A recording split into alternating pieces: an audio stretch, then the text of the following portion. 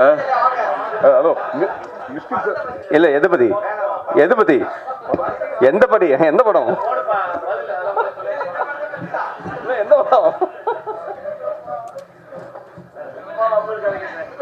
உட்காந்து கீழே உட்காந்து கேளுங்க நண்பரே.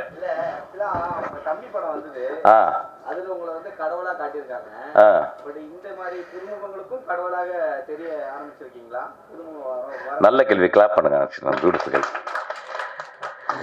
ஐயா. நான் முடிஞ்ச வரைக்கும் எல்லா புது படங்களும் என்னை வந்து கேட்குறாங்க. அதாவது அவங்க மேடைக்கு வாங்க, ஒரு சின்ன மைலேஜ் கிடைக்கும், நான் சந்தோஷமாக வர்றேன். முடிஞ்ச வரைக்கும் எல்லா படத்துக்கும் நான் வந்துடுறேன். ஏன்னா என் படங்களுக்கு வந்தாங்க. துளசி பழனிவேல் சார் தான் அதுக்கு வந்து ப்ரொடக்ஷன் இதுவாக இருந்தார், எங்களுக்கு பிஆர் வந்தார். முடிஞ்ச வரைக்கும் எல்லா குழந்தை இளைஞர்களுக்கும் நான் வந்து கூட இருக்கணும்னு நான் ஆசைப்பட்றேன் ஆக்சுவலாக வந்து. ஸோ அப்படி தான் வந்தேன். தீரஜ் எனக்கு நல்லா தெரியும், அதுக்கப்புறம் சந்துரு நல்லா தெரியும். அப்புறம் அதெல்லாம் மீறி எந்த படம் கூப்பிட்டாலும் நான் வந்துடுவேன். எனக்கு இது எல்லா படமும் ஒரு மாதத்துக்கு ஒரு 10 படம் கூப்பிட்றாங்க ஆக்சுவலாக, நான் வந்துடுறேன் ஆக்சுவலாக. அதுதான், வேறு ஒன்றும் இல்லை. தம்பி படத்துக்காக இல்லை, இவனும் தம்பி தான், இவங்களும் தம்பி தானே, படம் எடுக்கிற எல்லாருமே தம்பி தானே ஆக்சுவலாக. தேங்க்யூ. டபுள் டக்கர் அது வந்து நீங்க வந்து ஆல்ரெடி மருத்துவராகவும் இருக்கீங்க, இப்போ புதுசா நடிக்க வந்திருக்கீங்க. அது ப்ரொமோஷன் அப்படின்றதுனால டபுள் டக்கர் அப்படின்னு. இல்லை, அது கிடையாது. அந்த 2 கேரக்டர் இருக்குல்ல, டபுள். ஸோ அது டபுள் டக்கர். இந்த படத்தில் 2 டபுள் ஆக்ஷன் இருக்குது இதில். ஸோ அதனால் டபுள் டக்கர். ஸோ எல்லாமே 2 இருக்கிறதுனால டபுள் டக்கர் இல்லை, அதுவும் டபுள்காக தான் வச்சேன். எங்கேயோ ஒரு இடத்துல தெரியும் வச்சு.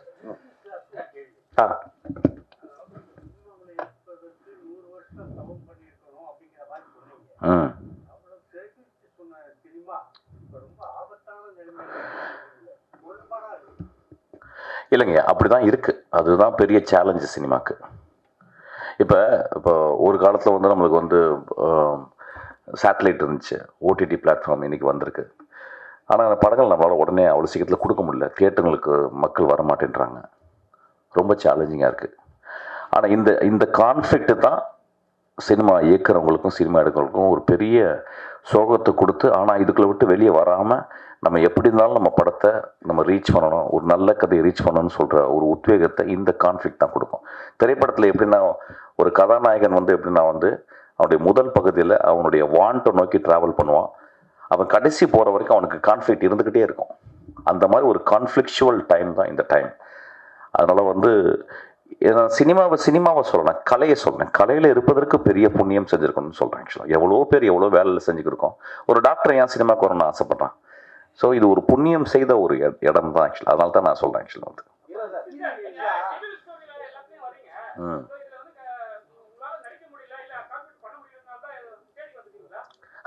அப்படிலாம் இல்லையே. கூப்பிட்டு நிறைய என்னன்னா கூப்பிட்டு தான் கொஞ்சம் காசு கொடுத்துருப்பாங்க. நான் நிறைய காசு வர கேட்பேன் ஆக்சுவலாக.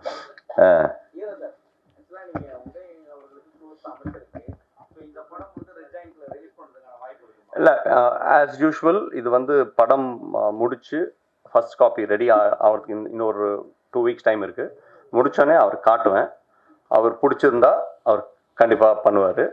பிடிக்கலன்னா நான் வந்து ஃபோர்ஸ் பண்ண மாட்டேன். ஏன்னா பிகாஸ் இட்ஸ் ஹிஸ் பிஸ்னஸ்.